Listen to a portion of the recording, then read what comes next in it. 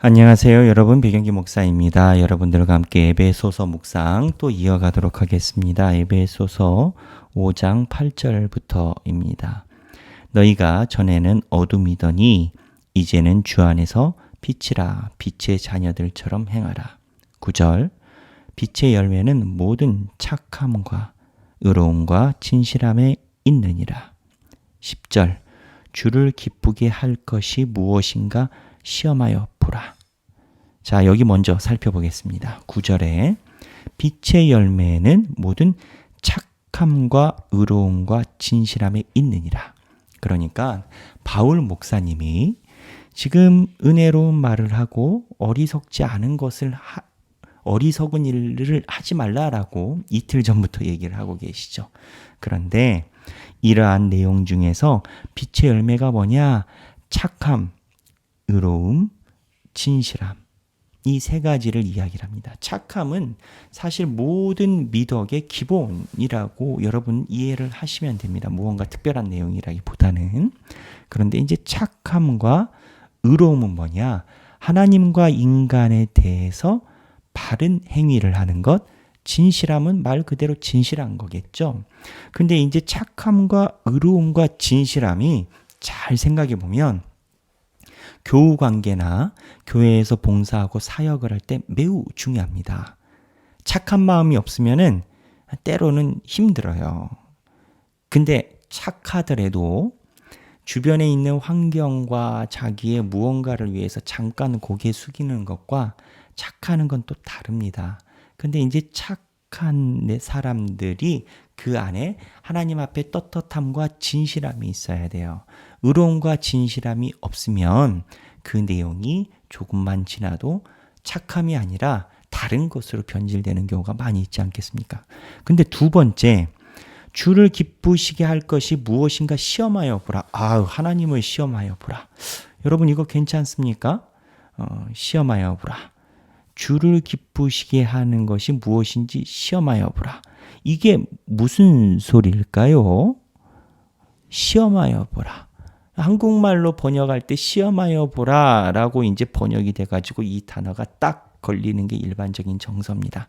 근데 신약학자들은 시험하여 보라라는 내용을 시험하여 보라라고 해석하기보다는 주를 기쁘시게 할 것이 무엇인지 분별하여 보라라고 이야기를 합니다. 그러니까 시험하여 보라라는 뜻은 하나님을 테스트하고 이런 의미가 아니고 하나님이 기뻐하실 게 뭔지 잘 살펴보라라는 겁니다.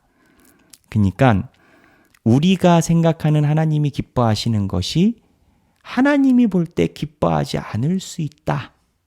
자, 다시. 내가 생각할 때 하나님이 기뻐하실 거다라고 생각하는 행동이 하나님이 보실 때는 전혀 기뻐하시지 않는 행동일 수 있다.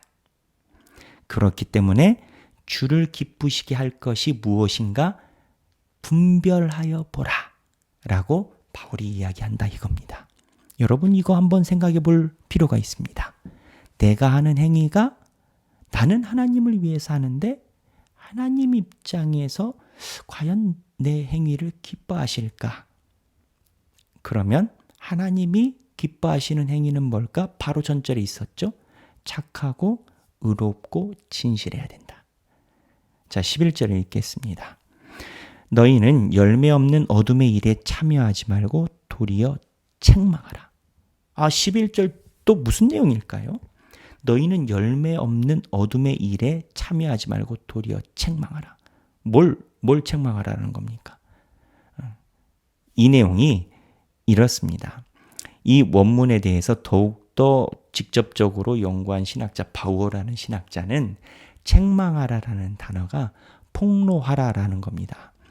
오늘 5장의 전체적인 맥락에 살펴보면 6절에 보면 헛된 말로 너희를 속이지 말게 하라. 그러니까 세상에서 자기가 탐심 있고 탐심이 우상숭배로 분별된 자들이 자기가 정당하다라는 기준을 끌어올리는 시도를 할 때 그거를 속임당하지 말고 속이지 말라라고 이야기를 나눴습니다. 이틀 전에.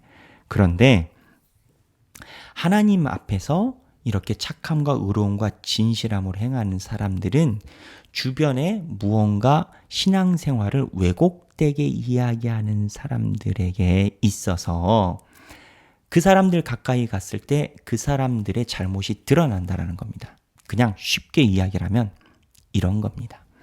저는 광주에 내려오기 전에 섬겼던 교회가 제가 세보면은 유학 가기 전에 2교회, 미국에 가서 3교회, 한국에 와서 2교회. 제가 담임 목회를 시작하기 전에 7교회의 사역 경험이 있습니다. 전도사 때부터. 제가 유학을 갔기 때문에 교회를 옮겨야 되는 빈도수가 좀 많았고, 그러다 보니까 어떻게 보면 단기간에 많은 교회를 경험하고 배우는 그러한 하나님의 은혜가 있었습니다. 그러니까 7교회면 적은 교회가 아니죠.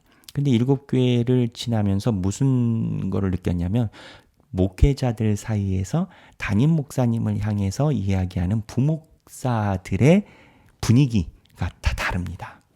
그러니까 어떤 교회는 부교육자들 사이에서 담임 목사님에 대해서 그렇게 불평, 불만, 비판이 일반적입니다. 예를 들면 그러니까 그 교회에서는요, 소위 멤버십을 가지려면 담임 목사님에 대해서 비판 정도는 조금 해야 커피 타임에도 얘기가 되는 정서가 있어요. 뒤돌면 씁쓸하겠죠? 좋지 않겠죠?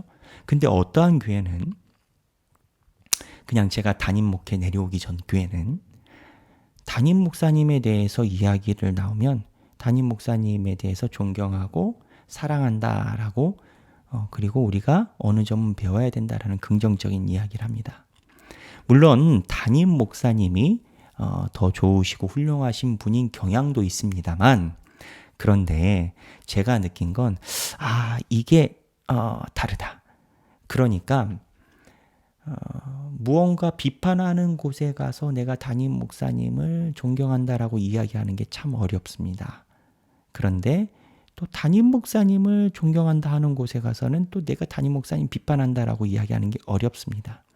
근데 만약에 뭐가 맞다 그르다를 떠나서 악과 좋지 않은 분위기가 만연할 때 내가 여기 보면 열매 없는 어둠의 일에 참여하지 않고 말고 도리어 선의 일을 하면 선의 일이 열매 없는 어둠의 일을 폭로하게 된다라는 겁니다. 폭로하려고 해서 폭로하는 게 아니고 그냥 사람들이 다 안 좋은 분위기일 때 나는 그렇게 생각하지 않아.